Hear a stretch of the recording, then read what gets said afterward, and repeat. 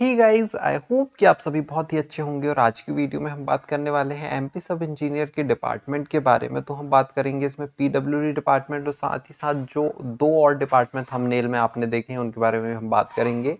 तो सारी ही वीडियो को जो है मैं short sweet and concise form में बनाने की कोशिश करता हूं। तो यदि आपने अभी तक चैनल को सब्सक्राइब नहीं किया है तो प्लीज़ चैनल को सब्सक्राइब कर लीजिए ताकि आपको ऐसी ही वीडियो देखने को मिलती रहें। तो यहाँ पर हम पीडब्ल्यूडी डिपार्टमेंट के बारे में बात करते हैं, जिसे हम पब्लिक वर्क डिपार्टमेंट भी कहते हैं। तो इसमें जो है देखो, जनरली 52 डिस्ट्रिक्ट्स मतलब है हमारे एमपी में। तो हर डिस्ट्रिक्ट में जो है यहाँ पर एक आपको डबल ई देखने को मिल जाता है, एग्जीक्यूटिव इंजीनियर। और आपको तहसील लेवल पे आपको असिस्टेंट इंजीनियर देखने को मिल जाता है, और जो ब्लॉक लेवल है वहाँ पे आपको सब इंजीनियर देखने को मिल जाता है। यहाँ पे जो आपका एग्जीक्यूटिव इंजीनियर है, यहाँ पर वो जो है डिविजनल ऑफिस जो भी आपका होता है, तो वहाँ पर वो रिपोर्टिंग करता है। और जो मतलब नीचे से यहाँ पर जो सब इंजीनियर है, एक के बाद एक जो है रिपोर्टिंग करते जाते हैं। तो यहाँ पर जो है आपकी पोस्टिंग कहीं पर भी हो सकती है, या तो सिटी में भी हो सकती है, या फिर थोड़ा सा रूरल एरिया जहाँ पर भी मतलब कि ब्लॉक लेवल पे या तहसील लेवल पे भी हो सकती है। तो यहाँ पर जो है मतलब सारी जगह पे वैकेंसीज रहती है। तो आपका जो है ट्रांसफ़र में तो उतनी प्रॉब्लम नहीं जाती है, क्योंकि सीटें अवेलेबल होती है, तो आप जो है म्यूचुअल ट्रांसफ़र भी करवा सकते हैं। फिर यहाँ पर जो है आपको पीडब्ल्यूडी के अंदर जो आपके सब डिपार्टमेंट देखने को मिलते हैं, वो 4 डिपार्टमेंट आपको देखने को मिल जाएंगे। पहला तो जो है भवन एवं सड़क निर्माण, ठीक है ना। तो इसमें जो है भवन और सड़क निर्माण होता है, बट जो छोटे काम होते हैं वो होता है। फिर दूसरा आपको जो है पीडब्ल्यूडी ब्रिज देखने को मिल जाता है। तो इसमें आपका जो है ब्रिज से रिलेटेड सारे काम होते हैं, जैसे कि जो आपकी रोड बनी हुई है, नीचे से सीवर लाइन गई है, वहाँ पर ब्रिज बनाना है, या फिर जो है रेलवे लाइन जा रही है नीचे से, जो है मतलब एक तरीके से कलवर्ट के ऊपर से रेलवे लाइन करना है, तो आपको वो भी ब्रिज के अंडर में ही आ जाएगा।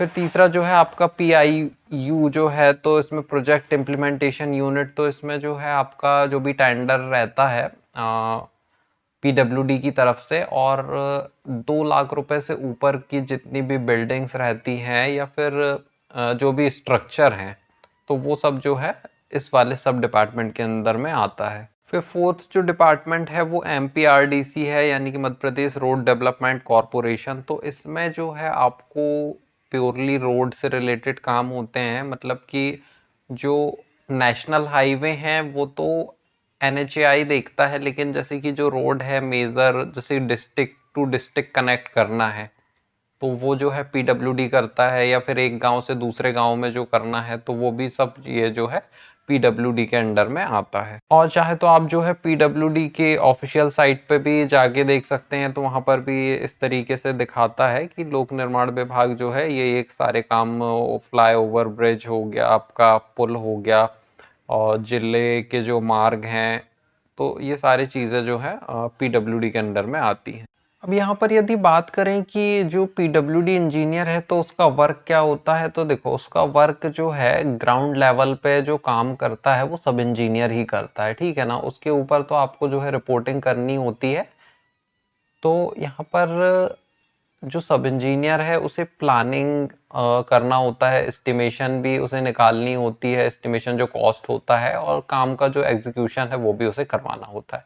बट यहाँ पर एक बात यह है कि यदि काम जैसे छोटा है, काफ़ी छोटा काम है, तो उसकी प्लानिंग एस्टिमेशन वगैरह तो सब इंजीनियर कर सकता है आराम से। लेकिन जो बड़े प्रोजेक्ट होते हैं, तो यहाँ पर क्या होता है कि सब इंजीनियर एक रफ एस्टिमेट बनाता है, चाहे वो प्लानिंग हो या एस्टिमेशन है।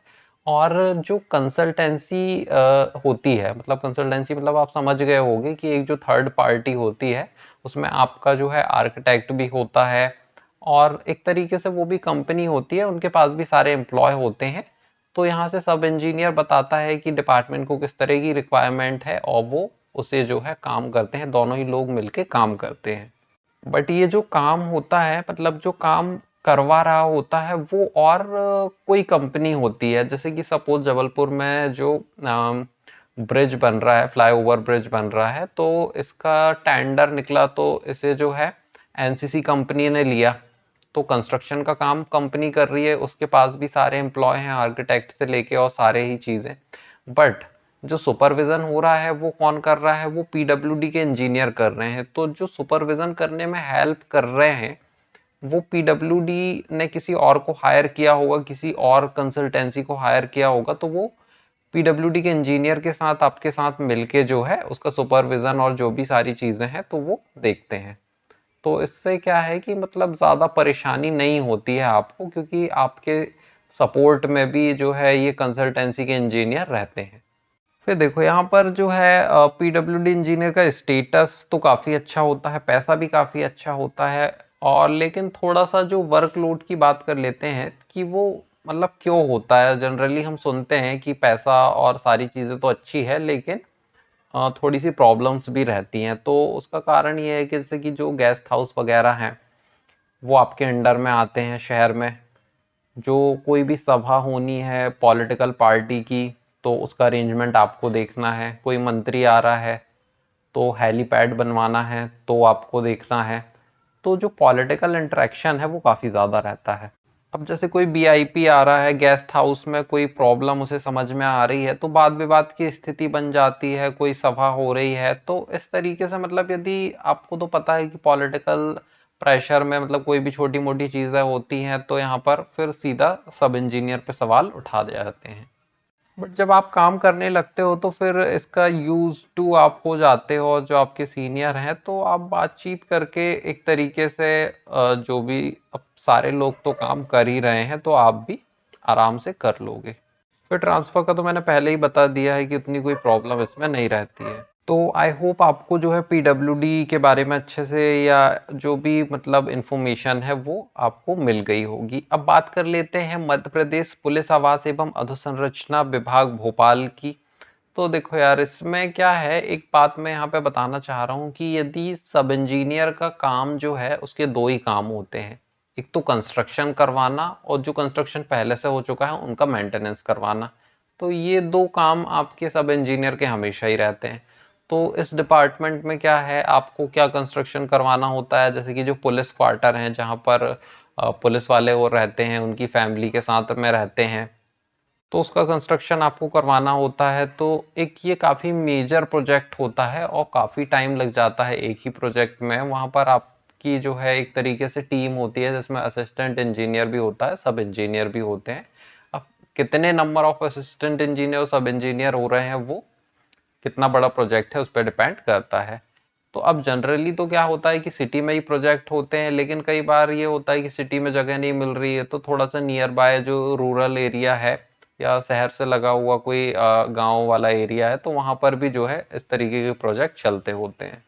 फिर आपका यदि पुलिस ट्रेनिंग स्कूल बनवाना है आप, तो आपको ही बनवाना पड़ेगा। होम गार्ड ट्रेनिंग सेंटर है जैसे कि जो रीवा और इंदौर में बने हुए हैं, तो इन सभी में जो है आपको ही कंस्ट्रक्शन करवाना है।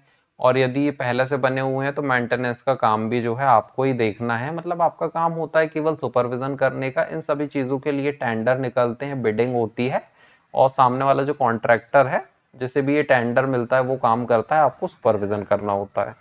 ट्रांसफ़र वगैरह तो इसमें हो जाता है, लेकिन यहाँ पर अब आपको जैसे कि आप समझ पा रहे होगे कि यहाँ पर आपको जो है परमानेंट कहीं पे नहीं रखा जा सकता। हो सकता है 2 साल 4 साल, जब एक बार काम ख़त्म हो जाए तो आपका जो है ट्रांसफ़र जहाँ पे काम नया स्टार्ट हुआ है वहाँ पर कर दिया जाएगा। अब बात कर लेते हैं मध्य प्रदेश राज्य सहकारी विपणन संघ मर्यादित भोपाल की। तो इसमें क्या होता है कि आपका जो काम होता है मोस्टली एग्रीकल्चर से रिलेटेड होता है। एग्रीकल्चर से रिलेटेड यानी कि जो किसानों की जो भी आवश्यकता होती है, जैसे कि खाद बीज, तो जो खाद बीज के गोदाम हैं जिनको हम भंडारण केंद्र भी कहते हैं, उनका कंस्ट्रक्शन करवाना, या फिर कृषि अभियांत्रिकी विभाग हो गया, या कृषि विस्तार प्रशिक्षण केंद्र हो गया, तो इन सभी का आपको कंस्ट्रक्शन करवाना है, इनका मेंटेनेंस करवाना है।